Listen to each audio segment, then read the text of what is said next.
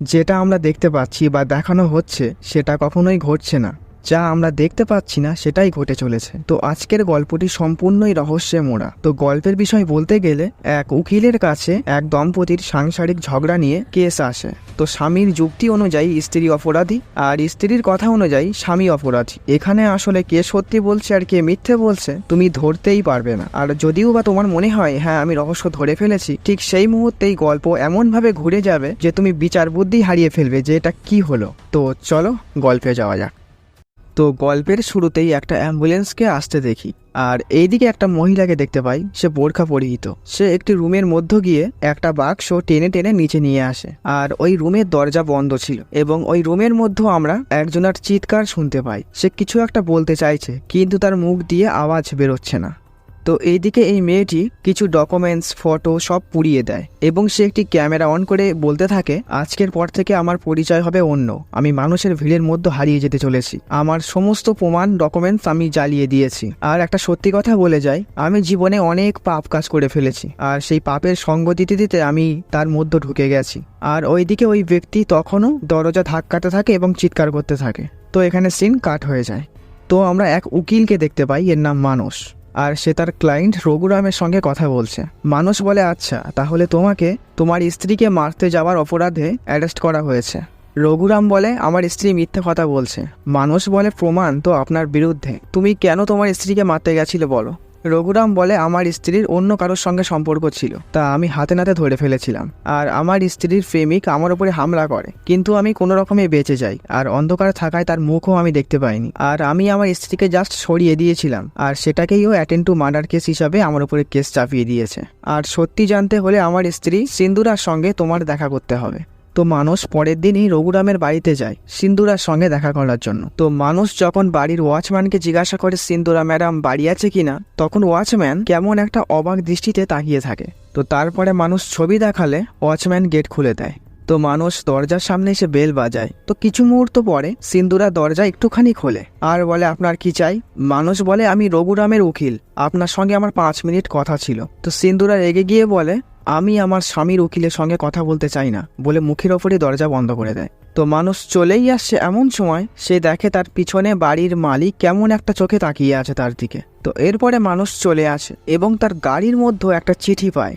সে চিঠিটি তুলে পড়তে থাকে, আর আমরা বুঝতে পারি তাকে লুকিয়ে কেউ যেন ফলো করছে। তো চিঠিতে লেখা ছিল, সিন্দুরার থেকে দূরে সরে যাও, এটা রিকোয়েস্ট নয়, ওয়ার্নিং। তো মানুষ এইবারে চিঠি নিয়ে পুলিশ স্টেশনে চলে আসে। পুলিশ বলে, এদের স্বামী স্ত্রীর কেসটা খুবই রহস্যজনক, আমি আরো ভালো করে তদন্ত করব। এবং পুলিশ আর এক নতুন ব্যক্তিকে দেখায় যে কিনা কেবি লাওলা, যে কিনা সিন্দুরার বাড়িতে গেছিল। তবে সেই কেবি লাওলাকে এখন আর পাওয়া যাচ্ছে না। আর ওই সিন্দুরাও খুব একটা ভালো প্রকৃতির মেয়ে না, কারণ আমি যখন ওনার স্টেটমেন্ট নিচ্ছিলাম তখনও আমার দিকে অন্যরকম ইঙ্গিত দিচ্ছিল। তো সিন্দুরাকে দেখতে পাই সে সেজে গুজে বাড়ি থেকে কোথাও একটা যাচ্ছে, আর আমরা দেখতে পাই তাদের বাড়ির ওয়াচম্যান তাকে ফলো করছে। আর এদিকে মানুষকে দেখতে পাই সে গাড়ির মধ্যে অপেক্ষা করছে। তো এদিকে ফলো করতে করতে ওয়াচম্যান যখন গাড়ির মধ্যে মানুষকে দেখতে পায় সে কতকটা থমকে দাঁড়িয়ে যায়। তো সিন্দুরা এইবারে একটা কনস্ট্রাকশন বিল্ডিং এর মধ্যে ঢুকে যায়। তো মানুষ এখানে এসে সিন্দুরাকে হারিয়ে ফেলে। মানুষ এদিক ওদিকে খোঁজে কিন্তু সিন্দুরাকে দেখতে পায় না। তো কিছুক্ষণ পরে সিন্দুরা ওপর থেকে বলে, আমাকে কেন ফলো করছেন? মানুষ বলে, আপনার থেকে আমি শুধুই 5 মিনিট চাই। সিন্দুরা বলে, আমি তো একবার বলেছি আমার স্বামীর কেসের ব্যাপারে আপনার সঙ্গে আমি কোনো কথাই বলতে পারবো না। তো মানুষ একটা জিনিস খেয়াল করে, আগের দিন যখন সে সিন্দুরার বাড়িতে গেছিল তখন সে দেখেছিল সিন্দুরার মাথায় ব্যান্ডেজ করা, কিন্তু এখন তার মাথা পুরোই খালি। তো মানুষ এই ব্যাপারটা সিন্দুরাকে জিজ্ঞাসা করলে সিন্দুরা বলে, ব্যান্ডেজ করতে ভুলে গেছি, আপনি এখান থেকে যান, আপনার সঙ্গে আমার কোনো কথা নেই। তো এরপরে মানুষ চলেই যাচ্ছিল, তখন মানুষের ফোনে কেউ একটা ফোন করে আর তাকে বলে, আপনি সিন্দুরার থেকে দূরে থাকুন, সিন্দুরা কিন্তু খুব একটা ভালো প্রকৃতির মেয়ে নয়। তো এরপরে মানুষ জেলে অর্থাৎ রঘুরামের কাছে চলে আসে। মানুষ বলে, আমি জানি ফোনটা তুমিই করেছো। রঘুরাম বলে, আমি কি করে ফোন করব, আর এই জেলের মধ্যে ফোনই বা কোথায় পাবো আমি? মানুষ বলে, তোমার ভয়েস আমি বুঝতে পেরেছি। রঘুরাম বলে, তা কি করে সম্ভব, আমার কাছে সত্যিই কোনো ফোন নেই। তো কথায় কথায় রঘুরাম মানুষকে বলে, সিন্দুরার কিন্তু একটা অদ্ভুত স্বভাব আছে, ও যে কোনো পুরুষকে ওর দিকে আকৃষ্ট করতে পারে, আর তুমিই কিন্তু ওর পরবর্তী শিকার। তাই তোমার কাছে ও ভালো ইনোসেন্ট দেখানোর চেষ্টা করছে। তুমি যা দেখতে পাচ্ছ তা সত্যি নয়, সত্যি জানতে গেলে তোমাকে আমার বাড়িতে যেতে হবে। তো এরপরে রাত্রিবেলার সিন দেখতে পাই, আমরা ওয়াচম্যানকে দেখতে পাই সে সিন্দুরার ঘরে যায়। আর ওয়াচম্যানকে ঘরে ঢুকতে বাড়ির মালি দেখে ফেলেছিল এবং সিন্দুরাকে দেখতে পাই তার আসার জন্যই যেন সে অপেক্ষা করছিল এবং তারা সেটাই করে। এবং সকালবেলা মালি ওয়াচম্যানকে কী সব বলতে থাকে। তো সিন্দুরা জানালা দিয়ে এসব সব দেখছিল। তো এরা দুজন আসলে কি নিয়ে কথা বলছিল তা আমরা পরে জানতে পারবো। তো পরের দিন সিন্দুরা ঘর থেকে একটু বাইরের দিকে যেতেই মালি চুপিসারে ঘরের মধ্যে ঢুকে যায় এবং ঘরের মধ্যে কিছু খোঁজাখুঁজি করতে থাকে। তারপরে সে দোতলায় যায় এবং সেখানে পর্দার পিছনে কিছু একটা দেখে এবং সে চমকে ওঠে এবং সেখান থেকে ভয়ে নিচে পালিয়ে আসে এবং সে সিন্দুরার সামনে পড়ে যায়। সিন্দুরা মালিকে বলে, তোমার ওইসব কিছু দেখা একদম উচিত হয়নি, যখন তুমি দেখেই ফেলেছো তো নিজের মুখ বন্ধ রাখো। মালি বলে, আমি সবকিছু পুলিশকে বলে দেবো। সিন্দুরা বলে, হ্যাঁ তুমি যেতেই পারো, কিন্তু এই রুমের মধ্যে আসলে কি হয় তা তুমি কখনোই প্রমাণ করতে পারবে না। তো এর পরের সিনে দেখতে পাই মানস সিন্দুরার সঙ্গে দেখা করতে এসছে। তো কিছুক্ষণ ডোরবেল বাজানোর পরে সিন্দুরা বাইরে আসে। তো মানস এইবারে খেয়াল করে সিন্দুরার মাথায় ব্যান্ডেজ করা। মানস বলে, কালকে যখন আপনার সঙ্গে আমার দেখা হয়েছিল আপনার মাথায় তো কোনো কাটা বা ব্যান্ডেজ ছিল না, তবে আজকে কেন? সিন্দুরা বলে, কই কালকেও তো ছিল। মানস বলে, না না, অতটাও তো ভুল দেখিনি আমি। সিন্দুরা বলে, আপনি ভুল দেখেছেন, বলে সে তার ব্যান্ডেজ খুলে দেয় এবং আমরা দেখতে পাই তার মাথায় সত্যি সত্যিই কাটা আছে। এটা দেখে মানুষও চমকে যায়। তো এরপরে মানুষ যখন কেসের ব্যাপারে কথা বলতে যায় তখন সিন্দুরা বলে, আমি কোনো কথা বলতে চাই না, বলে সে ঘরে চলে যায়। তো এরপরে মানুষ মালির ঘরে গিয়ে ডাকতে থাকে যদি কোনো ইনফরমেশন জানা যায় আর কি। আর তখনই সিন্দুরা দরজা খুলে বলে, আমাদের স্বামী স্ত্রীর ব্যাপারের মধ্যে অন্য কাউকে ডাকবেন না, আপনি চলে যান। তো এরপরে মানুষকে দেখতে পাই সে একটা নিরিবিলি জায়গায় এসে রঘুরামের ডায়েরি পড়তে থাকে। তো ডায়েরির সারমর্ম কিছুটা এইরকম যে রঘুরাম আর সিন্দুরার খুব ধুমধাম করেই বিয়ে হয়েছিল। তো বিয়ের পরে সিন্দুরা একটু চুপচাপই থাকতো। তারপরে একদিন সে রঘুরামকে জানিয়ে দেয় যে তার বিয়ের আগে অনেক পুরুষের সঙ্গে তার ফিজিক্যালি সম্পর্ক ছিল। তো স্বাভাবিকভাবেই এটা শোনার পরে রঘুরামের মন ভেঙে যায়। তো রঘুরাম খেয়াল করে মাঝে মধ্যে সিন্দুরা কারোর সঙ্গে ফোনে কথা বলে এবং সে বাড়ি এসে মাঝে মধ্যেই দেখতো বাড়িতে সিগারেটের টুকরো পড়ে আছে। আর এই সবকিছু মিলিয়ে রঘুরামের একটা ধারণা ছিল যে সে যখন বাড়ি থাকতো না তখন সিন্দুরা বাড়িতে অন্য লোক ঢোকাতো। তো মানুষ এইবারে রঘুরামের কাছে গিয়ে বলে, এইবারে খোলাখুলি বলো তো সেদিন আসলে কি হয়েছিল। তো রঘুরাম বলে, সে যখন কনস্ট্রাকশনের কাজে ছিল তখন সিমেন্ট না আসায় সে বেশ টেনশনেই ছিল আর তার মধ্যেই একটা লেবার আহত হয়ে যায়।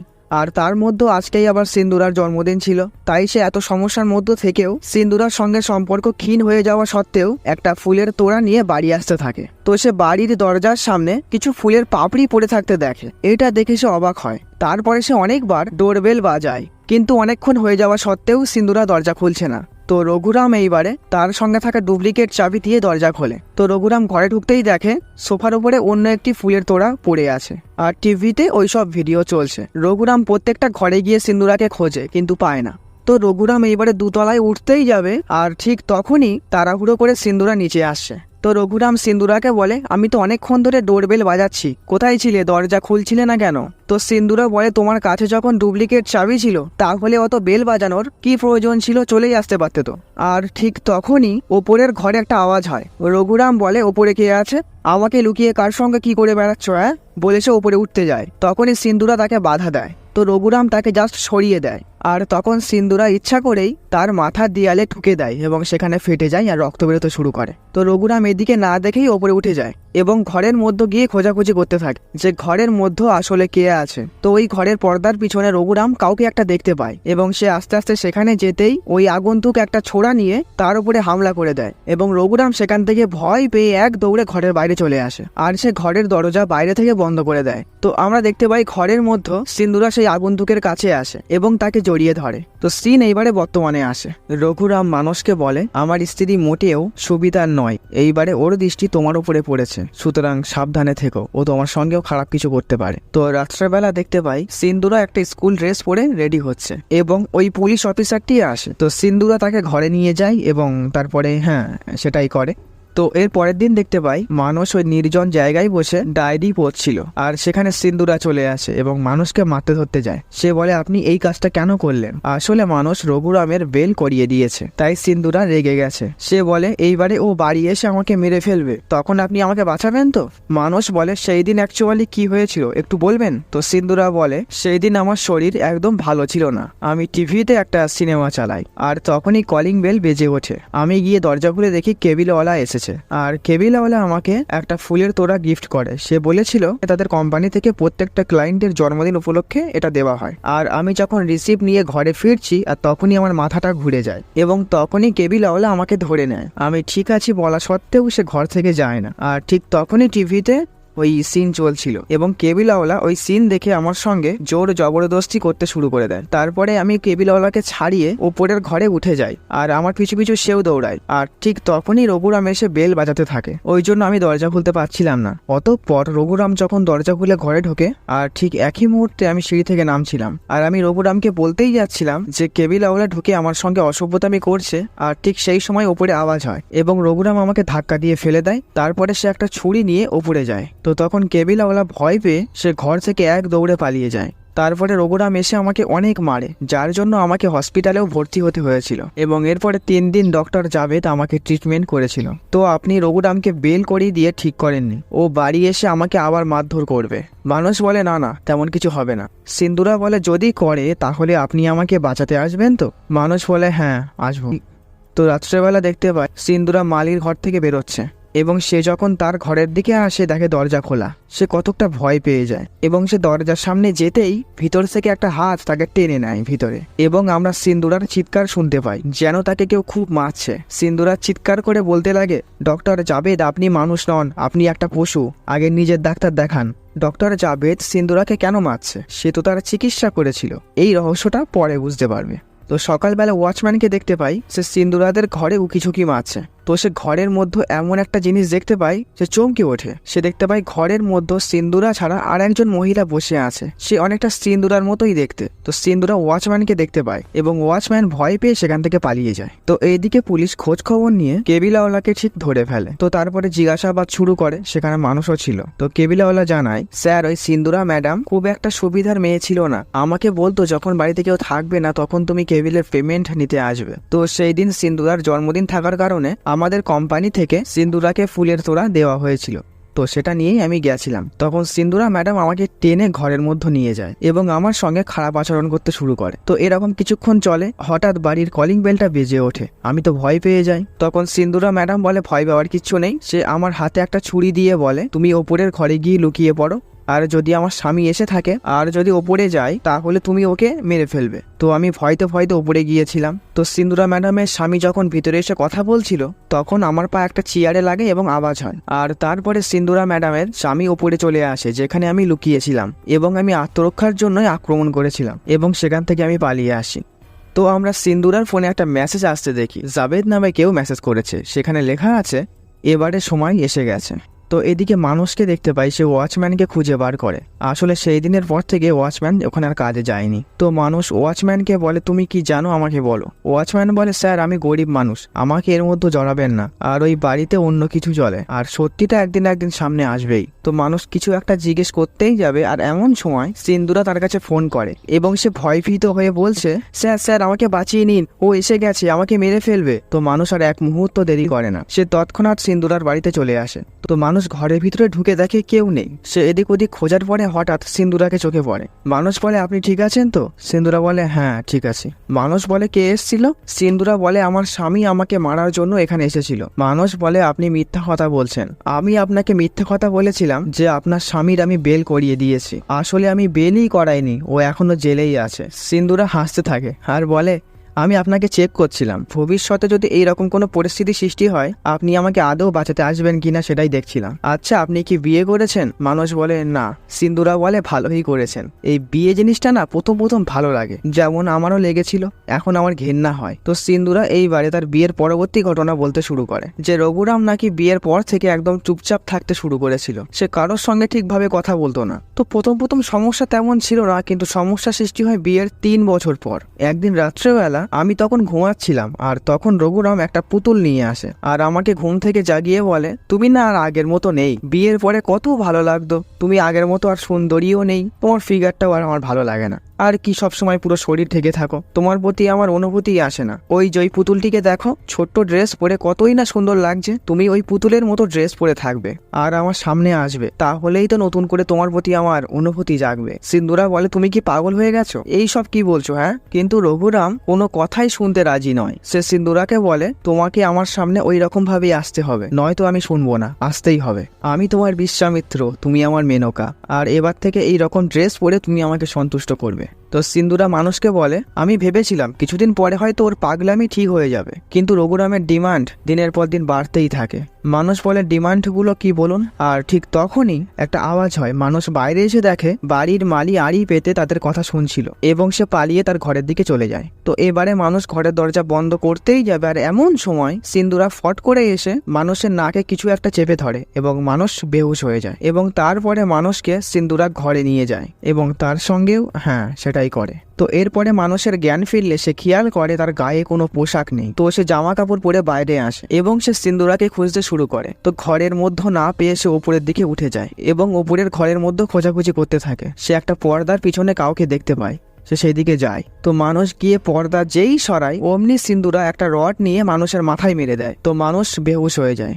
মানুষের জ্ঞান ফিরলে সে চেয়ারের সঙ্গে বাঁধা অবস্থায় নিজেকে আবিষ্কার করে। সে চিৎকারও করতে পারছে না, কারণ তার মুখে টেপ আটকানো। তো এদিকে সিন্দুরাকে দেখতে পাই, সে তার মঙ্গলসূত্র খুলে ফেলেছে এবং একটা বোরখা পরে নেয় এবং সে নামাজ পড়তে শুরু করে। তো এরপরে সিন্দুরা মানুষের কাছে আসে আর তার মুখ থেকে টেপটা খুলে দেয়। মানুষ বলে, আপনি বোরখা কেন পরেছেন আর আমাকেই বা কেন আটকে রেখেছেন? তো সিন্দুরা রেগে গিয়ে বলে, অনেক হয়েছে জাভেদ, তুমি এইবারে মানুষের চরিত্র থেকে বেরিয়ে এসো। তো মানুষ বলে ওঠে, আমি কোনো জাভেদ নই, আমি মানুষ, আর আপনি আমাকে জাভেদ বলেই বা কেন ডাকছেন? তো সিন্দুরা এবারে ওই ঘরে লাগানো পর্দাটা সরিয়ে দেয় এবং আমরা সেখানে একটা নকল জেলখানা দেখতে পাই আর অনেকগুলো পুতুল সেখানে আছে। মানুষ বলে, এখানে নকল জেল কেন বানানো হয়েছে আর এত পুতুলই বা কেন এখানে? তো সিন্দুরা এবারে আরো রেগে যায় আর বলে, তুমি যদি এক্ষুনি মানুষের চরিত্র থেকে না বেরিয়ে আসো তাহলে কিন্তু আমি এখান থেকে চলে যাব। বলে সে চলে যেতে চাইলে আর তখনই মানুষ সিন্দুরাকে আফরিন বলে ডেকে ওঠে।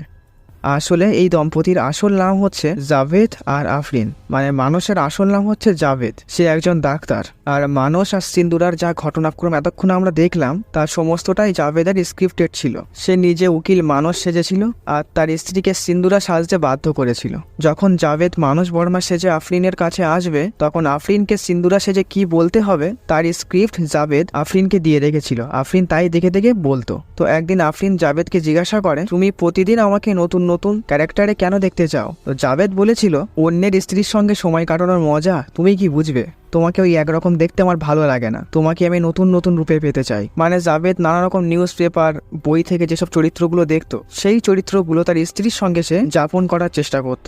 আর তার স্ত্রী যখন বলতো এসব করতে আমি পারবো না, তখন তাকে ধরে মারতো। তো দীর্ঘদিন ধরে চলা এই অত্যাচার আফরিন আর সহ্য করতে পারে না, ওই জন্য সে আজকে উচিত ব্যবস্থায় নিয়েছে। তো জাভেদকে বেঁধে দেখে আফরিন ঘর থেকে বেরিয়ে আসে এবং সে ব্যাগ গুছিয়ে নেয়, ক্যামেরায় তার জবানবন্দি রেকর্ড করে, মানে যেটা আর কি আমরা প্রথম সিনে দেখছিলাম। আর আফরিনের শেয়ার করা ভিডিও দেখে পুলিশ সেখানে চলে আসে এবং ঘরের পরিবেশ দেখে পুলিশ চমকে ওঠে। আর টেবিলের ওপরে পুলিশ আসল সিন্দুরার ফাইল দেখতে পায়, যাকে এই ডক্টর জাভেদ চিকিৎসা করত। মানে সিন্দুরার সঙ্গে যা যা ঘটেছিল সেগুলো সব সত্য ঘটনা। এইবারে এইগুলো শুনে জাভেদ তার স্ত্রীকে মানে আফরিনকে সিন্দুরার রোল প্লে করতে বলে এবং জাভেদ পুলিশের কাছ থেকে ওই কেবিলওয়ালা সম্পর্কেও জেনে নিয়েছিল। এবারে সে সিন্দুরার এই গল্পটাকে নিয়ে একটা স্ক্রিপ্ট বানায় এবং এই নাটক করতে আফরিনকে সে বাধ্য করে। আর আফরিন হয়ে যায় সিন্দুরা আর সে হয়ে যায় উকিল মানুষ। তো এরপরে দেখতে পাই ওই অ্যাম্বুলেন্সে করে জাভেদকে নিয়ে যাওয়া হচ্ছে। আর যেগুলো আমরা দেখতে পেয়েছিলাম এই আফরিন হরফে সিন্দুরার কাছে পুলিশ সিকিউরিটি গার্ড আসতো, আসলে সেইগুলো জাভেদই আসতো। সে কোনো সময় পুলিশ, কোনো সময় সিকিউরিটি গার্ড, এইসব সেজে সেজে। তো এই ব্যাপারগুলো মালি আর সিকিউরিটি গার্ড সন্দেহ করেছিল, ওই জন্য তারা ঘরে উকিঝুঁকি মারতো। আর মালি সেদিনকে ঘরের দোতলায় উঠে ব্যাপারটা দেখে ফেলেছিল, সে পুলিশকে জানিয়ে দিতে চাইছিল কিন্তু আফরিন তাকে বারণ করেছিল। আর ওই জেলের মধ্যে জাভেদ আফরিনের সঙ্গে কথা বলতো।